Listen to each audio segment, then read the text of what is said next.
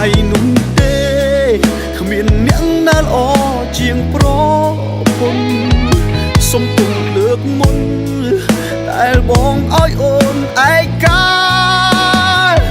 អរគុណប្រពន្ធចិត្តធ្ងន់ទ្រាំជាមួយបង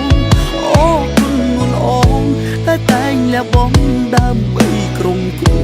សារជីវិតបងគឺមិនអាចបាត់បង់ជីវ៉ាបងចង់ប្រាប់អូនថា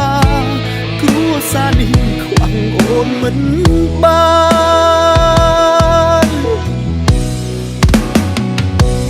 មានពេលខ្លាំងប្តីអ្នកនេះមិនចេញយកចិត្តធ្វើឲ្យតូចតន់វមិនអូនគិតច្រើនបងក៏ដឹងច្បាស់តែបង